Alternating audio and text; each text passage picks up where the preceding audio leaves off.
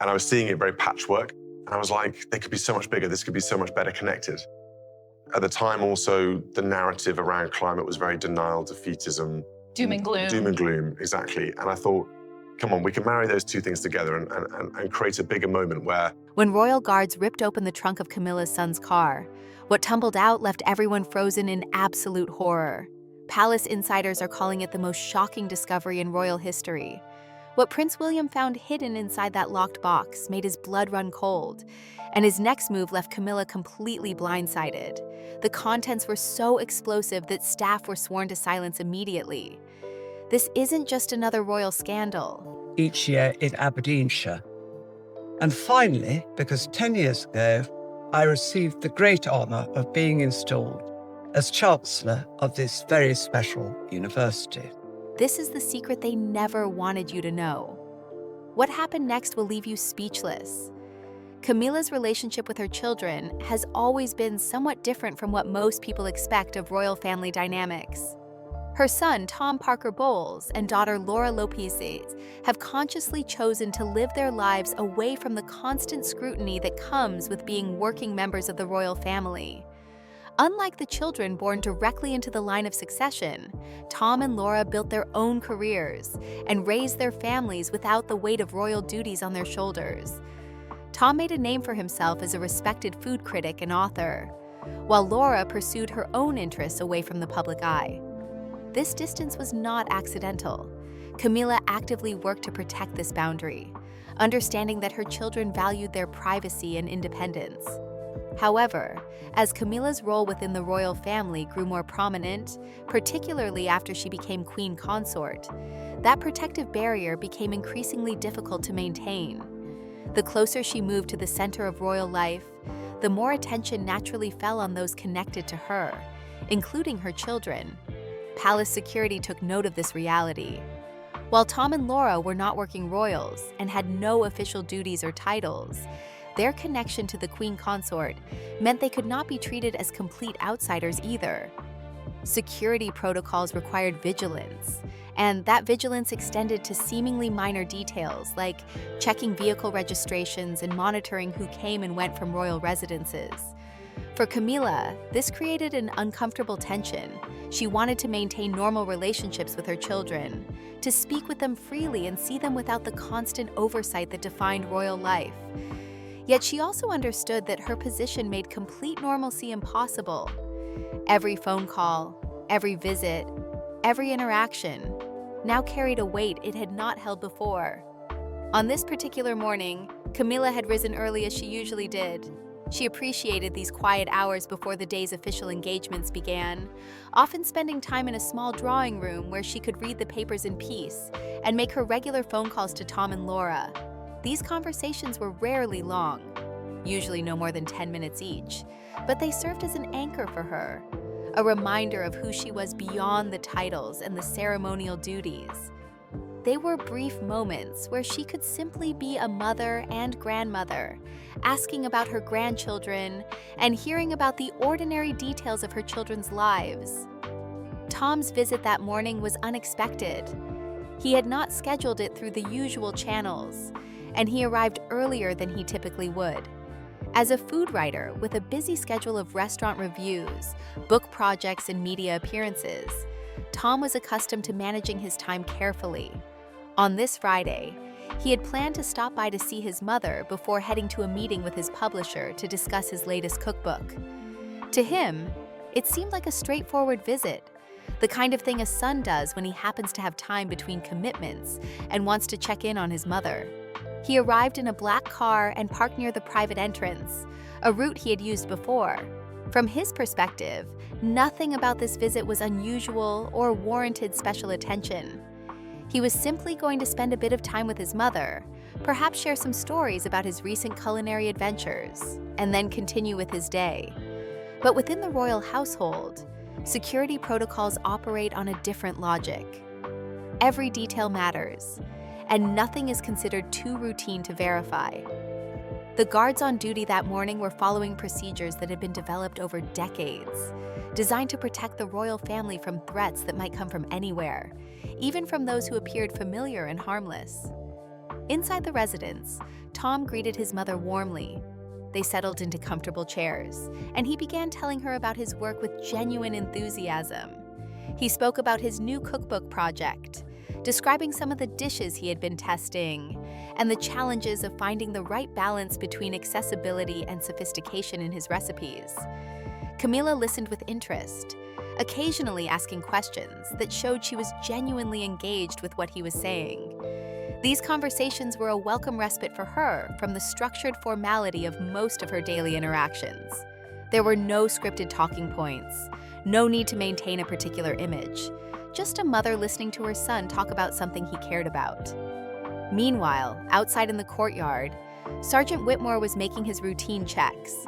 Whitmore had served in royal protection for more than a decade, and his experience had taught him to notice things that others might overlook.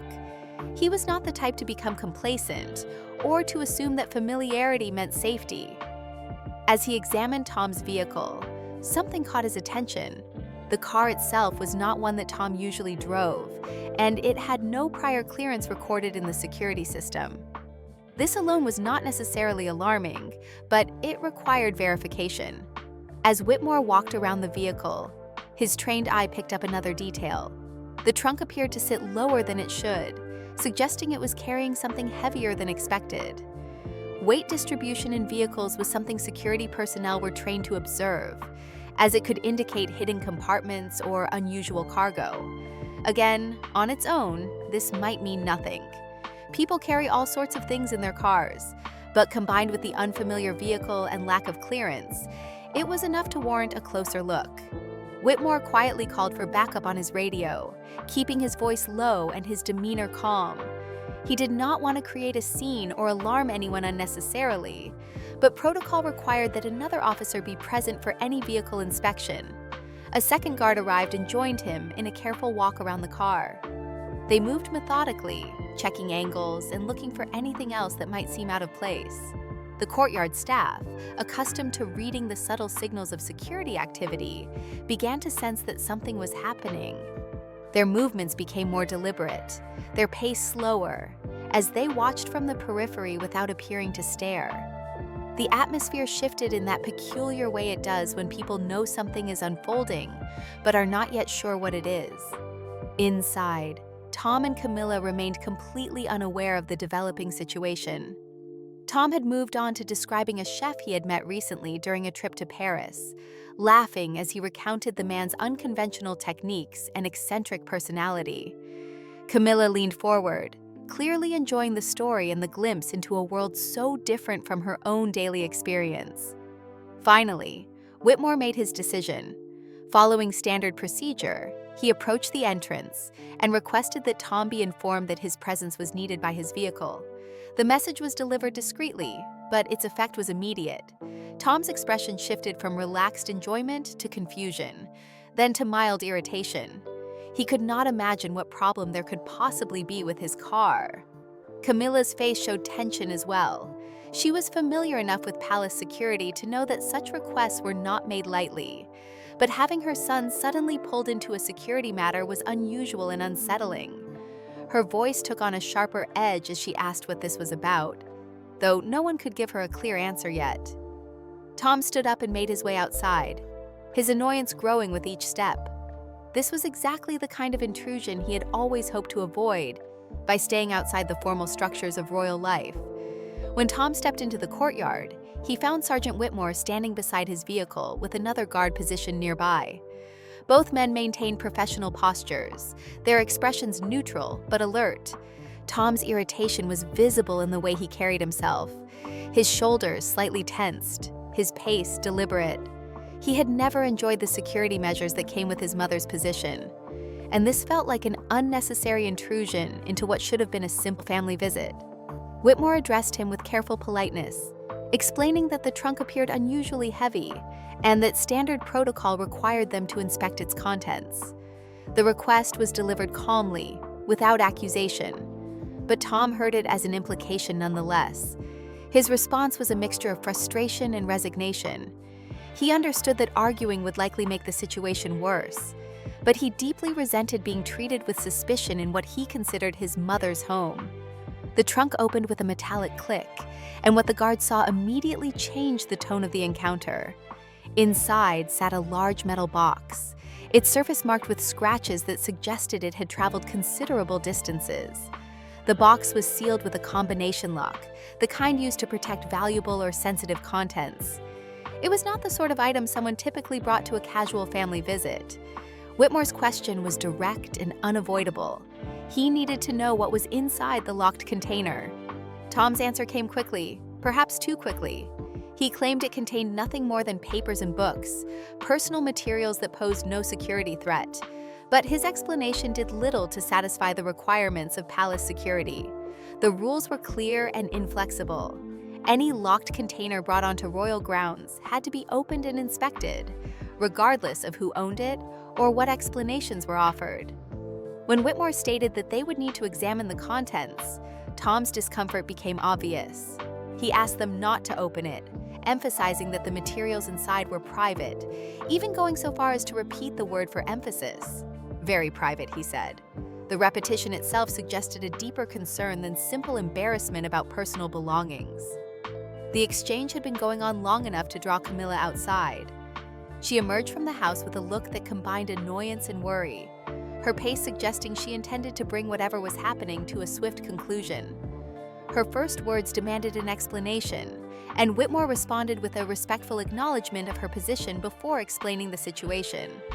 There was a locked case in her son's vehicle, and security protocols required that it be inspected. Camilla looked at Tom, searching his face for some explanation or reassurance, but the moment had already taken on a life of its own.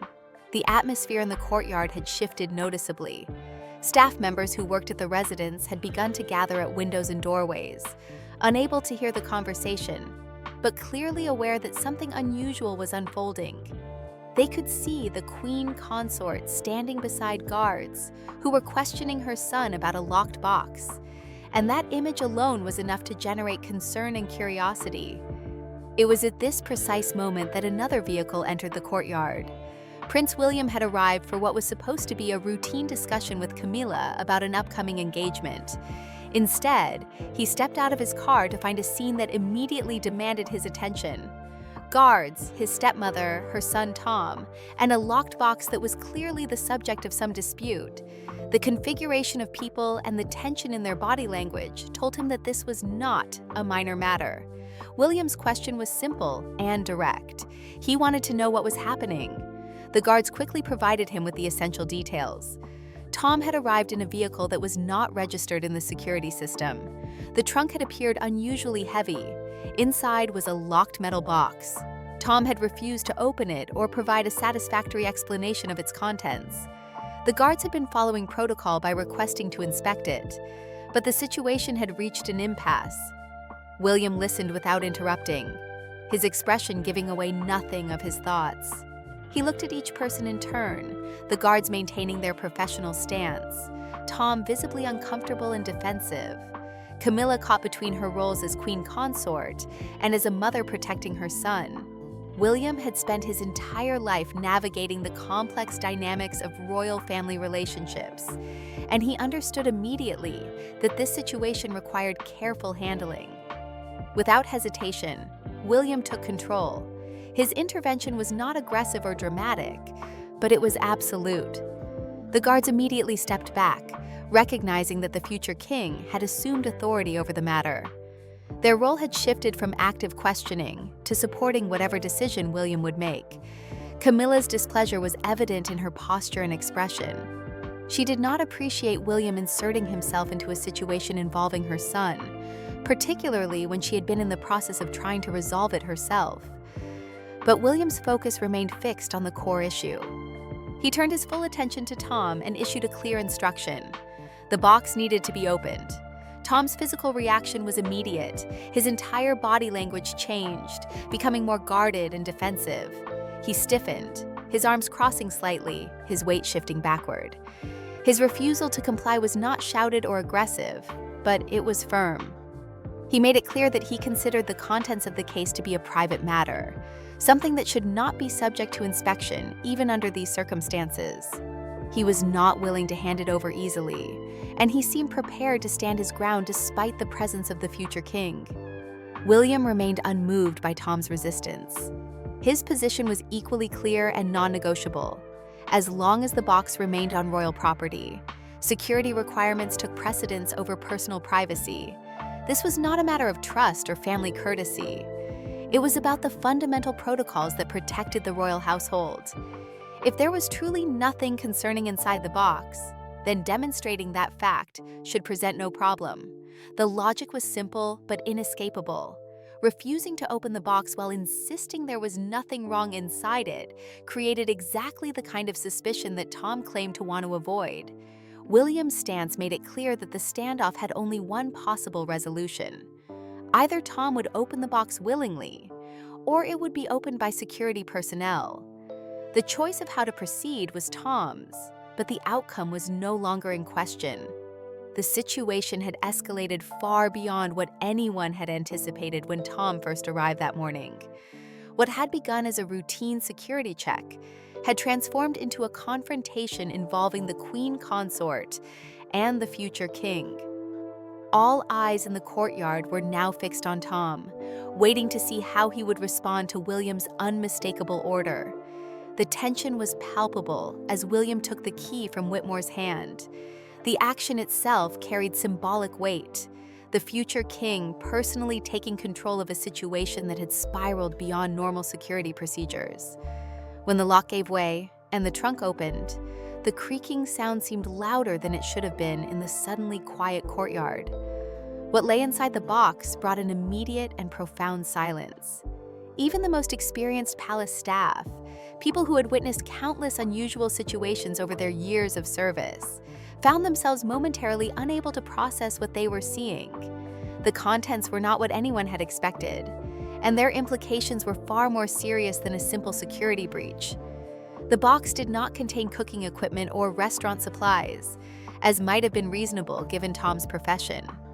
Instead, it held stacks of handwritten pages, each one carefully wrapped in tissue paper and bound with elastic bands. Beneath these were several leather-bound diaries, their covers worn smooth by years of handling, their edges softened by time and use.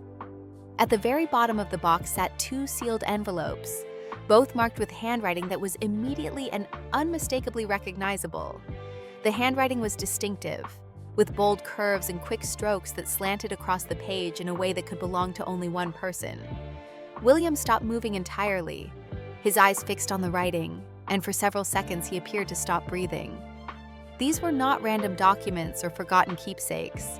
These were items that should have been secured in royal archives, materials that were never meant to resurface, certainly not in the trunk of a car parked in a palace courtyard. Tom stood nearby, his earlier defensiveness replaced by visible discomfort. He offered only minimal explanation, but what little he said confirmed what William had already realized. The handwriting belonged to Princess Diana.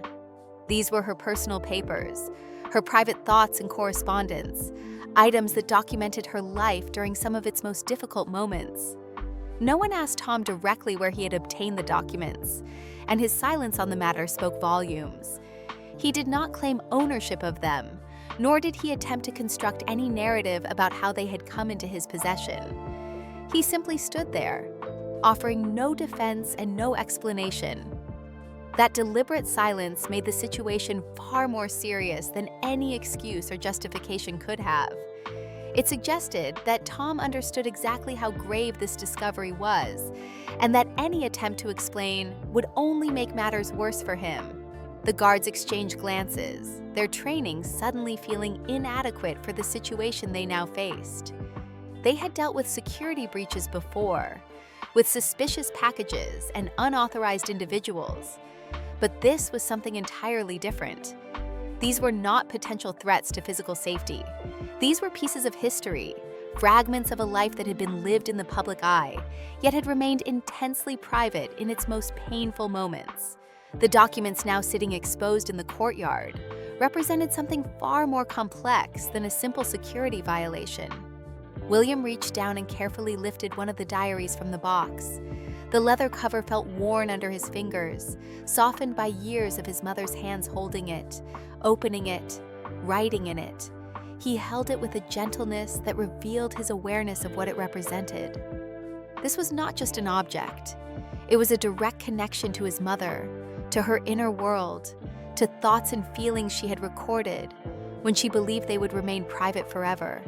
As he stood there in the courtyard holding his mother's diary, William felt the weight of it in ways that had nothing to do with its physical mass.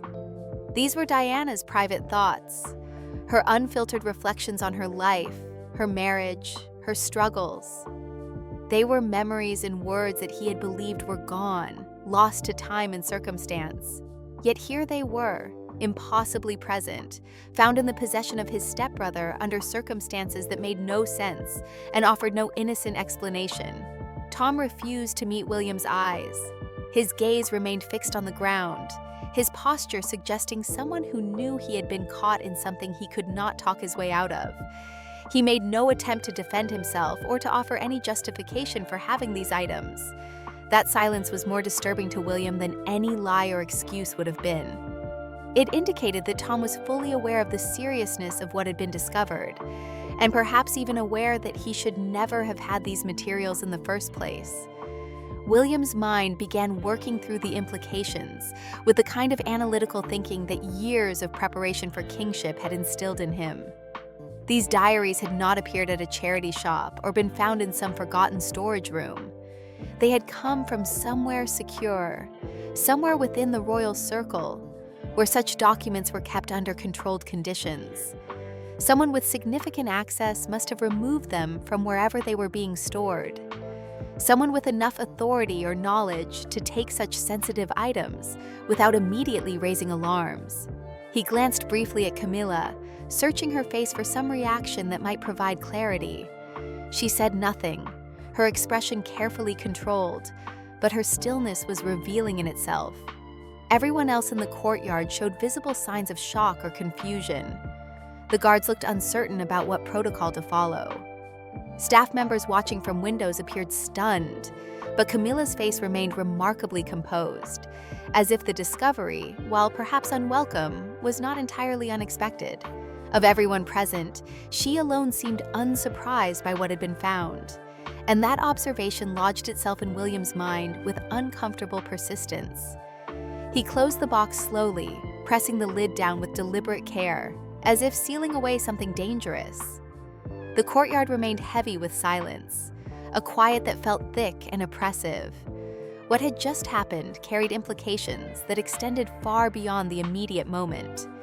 If Princess Diana's personal diaries and letters had somehow been removed from the royal archives, where they should have been secured under multiple layers of protection, then the questions that followed were deeply troubling. What else might have been taken? Who had the access and the motive to remove such intensely private materials? And how had they ended up specifically with Tom Parker Bowles? William did not hesitate in issuing his instructions.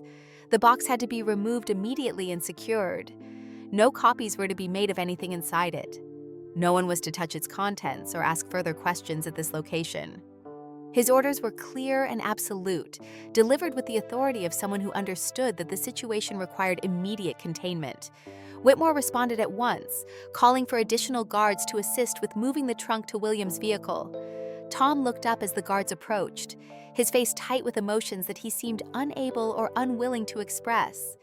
He appeared caught between wanting to object and recognizing that any protest would be futile. It was clear he felt trapped, unable to defend his possession of the items, yet equally unable to simply admit wrongdoing. When the trunk was finally placed in William's car, and the door closed with a decisive thud, it felt like the conclusion of one chapter. But everyone present understood it was merely the beginning of something larger and more complicated. For William, this was not simply about recovering his mother's belongings. It felt like a violation of her legacy, as if someone had stolen not just objects, but pieces of Diana herself. And the fact that these stolen fragments had ended up with Camilla's son created a connection that was impossible to ignore, regardless of what that connection might ultimately mean. Later that same day, after returning to Kensington Palace, William carried the trunk into a private room that few people were allowed to enter. He placed it inside a secure safe, then asked all of his staff to leave the room. He needed to be alone for what came next, to face whatever truths were contained in those pages, without witnesses or interruptions. Slowly, with hands that were not entirely steady, he opened the trunk and lifted out the first stack of letters. What he found in those pages stopped him completely. They had been written in his mother's own handwriting during 1995, a year that he knew had been particularly painful for her. The letters were raw in a way that published interviews and official statements could never be. In them, Diana wrote about being followed by people she did not know, about her growing conviction that her telephone calls were being monitored, about the persistent feeling that she was being watched, and that someone was trying to trap her into making mistakes. She described how Prince Charles seemed to treat her concerns with indifference, how isolated she felt within the very family and institution that should have protected her. She wrote extensively about Camilla, about how her presence had cast a shadow over Diana's marriage from the beginning, creating a situation where Diana always felt like she was competing for attention and affection that should have been hers by right. The letters painted a picture of a woman who felt pushed aside, made to seem paranoid or difficult when she raised legitimate concerns about her treatment and her safety. Diana described nights spent crying behind locked doors, maintaining a composed public face while falling apart in private. She wrote about conversations that were never officially recorded, about meetings with people whose names she sometimes included, and sometimes only hinted at through initials or vague descriptions. The level of detail was startling, suggesting that Diana had been documenting her experiences with the deliberate intention of creating a record that might someday prove important. Then William found a diary entry that had been written just a few months before his mother's death, and what he read there shook him more profoundly than anything else he had encountered. Diana had written about her fears with a directness that left no room for misinterpretation. She mentioned people who concerned her, situations that made her feel unsafe, and a growing conviction that her life might be in danger. At the bottom of one letter, in handwriting that looked rushed and emphatic, Diana had written a sentence that would echo in William's mind for days afterward. "If anything happens to me, it will not be an accident." William sat back in his chair, physically pushed backward by the force of those words. This was not speculation or interpretation. This was his mother's own voice, recorded in her own hand, expressing fears that he had never fully known she held. These documents were not written for public consumption or for historical record. They were private expressions of genuine terror and pain, cries for help that had been locked away, then stolen, and kept from him until this moment. As night fell across London, Tom sat alone in his house, unable to settle into any comfortable position or frame of mind. The events of the day played repeatedly in his thoughts, each replay bringing a fresh wave of discomfort and regret.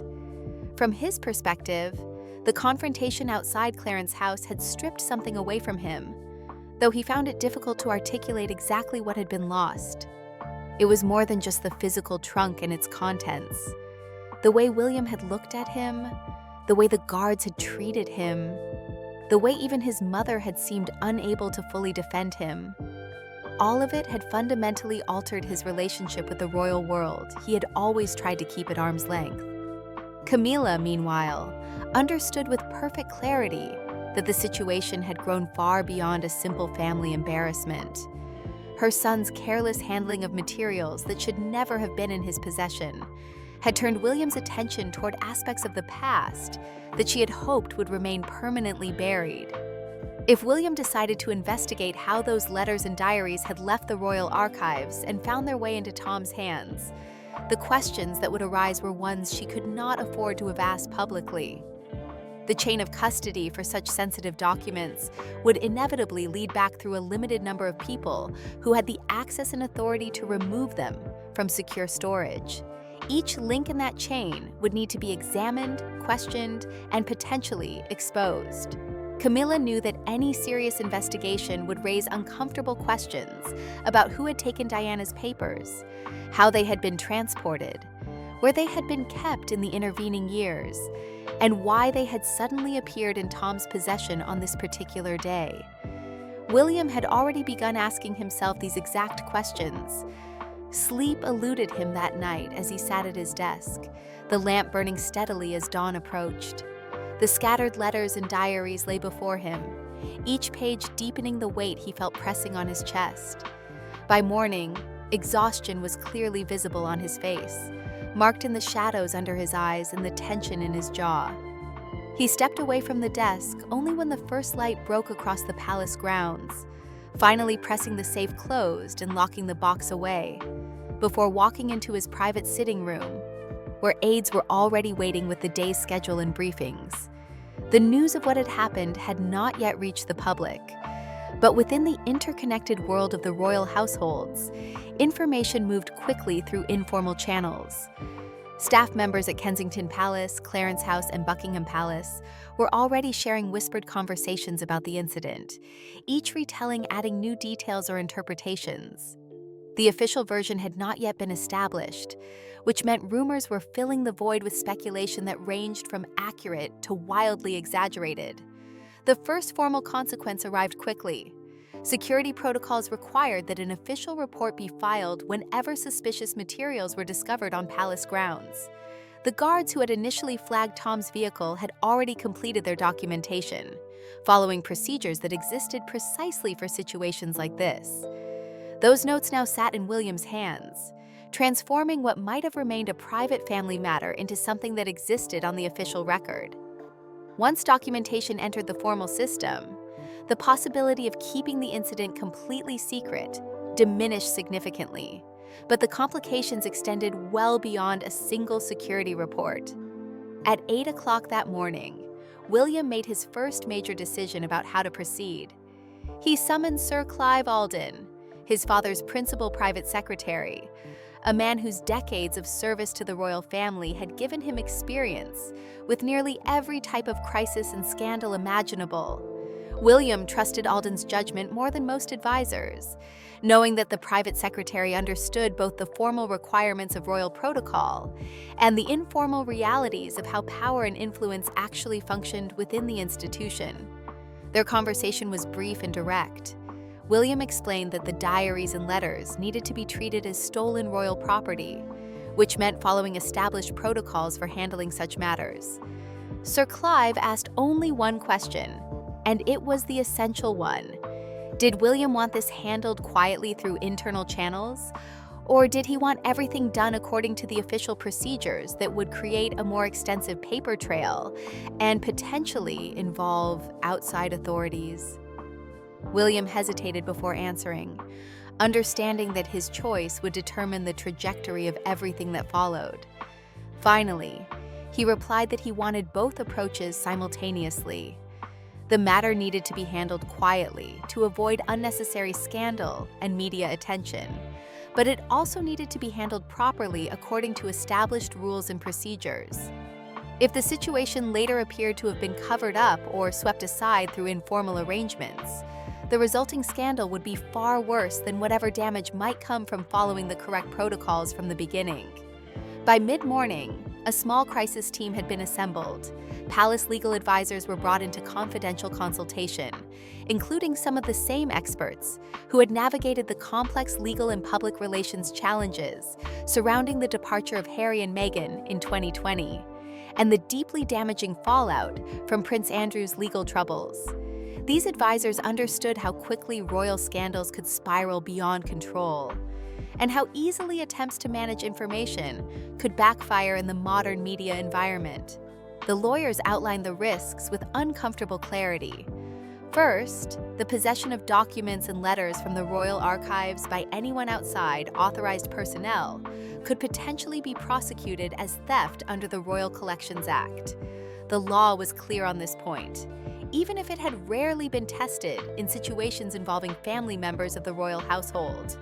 Second, the fact that these materials had been found in Tom Parker Bowles' vehicle created both a legal dilemma and a political nightmare. Tom was not a working royal, and had no official position within the institution, which theoretically meant he should be treated like any other citizen who had come into possession of stolen royal property. However, prosecuting him would mean dragging Camilla's family into a very public scandal, at a time when she was still working to establish her credibility and acceptance as queen consort. The tabloid press would have unlimited material for months of coverage, revisiting every old story about Camilla's relationship with Charles, Diana's suffering, and the long-standing tensions within the family. On the other hand, choosing to spare Tom from legal consequences would create the appearance of favoritism and special treatment, reinforcing the public perception that the royal family operated by different rules than ordinary citizens. Either path forward carried significant risks to the monarchy's reputation and public standing. By noon, William had placed a call to his father. King Charles was at Highgrove that day, preparing for a scheduled engagement in the West Country. The phone conversation lasted 20 minutes, with Charles listening carefully to his son's explanation of what had been discovered and what steps had already been taken. Charles, exhausted by decades of family drama and public controversy, offered relatively little specific instruction. His final guidance to William was brief but revealing. He should handle the matter firmly, but avoid letting it destroy the family. That response gave William both freedom and burden, placing the weight of the final decision squarely on his shoulders. William now had to determine whether to treat this as an internal family issue that could be resolved through private conversations and agreements, or whether to pursue it as a formal matter involving potential legal consequences. Each option carried different risks and different costs.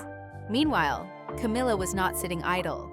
At Clarence's house, she spent the morning in intense discussions with her private secretary, her face pale and her hands rarely still. She understood exactly what was at stake in ways that perhaps no one else fully grasped. For years, she had endured tabloid headlines that branded her as the other woman, the person who had destroyed Diana's marriage and caused immeasurable pain to a beloved princess. Becoming queen consort had represented a slow, hard-won redemption, a gradual shift in public perception from villain to accepted member of the royal family. But if Diana's letters became public, if the contents describing Camilla's role in the breakdown of Charles and Diana's marriage were released, decades of careful reputation management could collapse within days.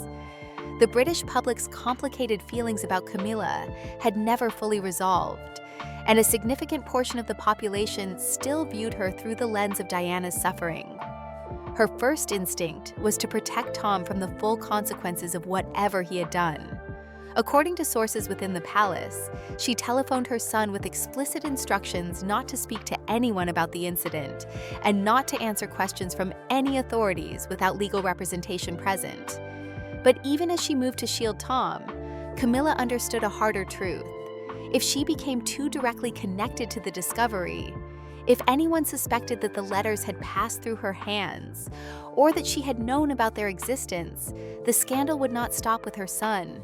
It would engulf her entirely, potentially forcing questions about whether she should continue serving as queen consort. Back at Kensington Palace, William's aides debated the available options with increasing urgency. Some argued for involving the Metropolitan Police, treating the matter as a straightforward theft that should be investigated by the appropriate law enforcement authorities. Others suggested that the documents should be quietly transferred to the Royal Archives at Windsor, with no public announcement and no formal investigation. The incident would be recorded internally, but never acknowledged externally, allowing everyone to move forward without the spectacle of a public scandal. William rejected both extremes. He understood that doing nothing or handling everything through completely private channels would create exactly the kind of secrecy that had caused so many problems for the monarchy in recent years. The institution's instinct for silence and discretion had repeatedly backfired, most notably in the handling of Prince Andrew's association with Jeffrey Epstein. That situation had festered and grown worse precisely because the palace's initial response had been to say nothing and hope the problem would fade away.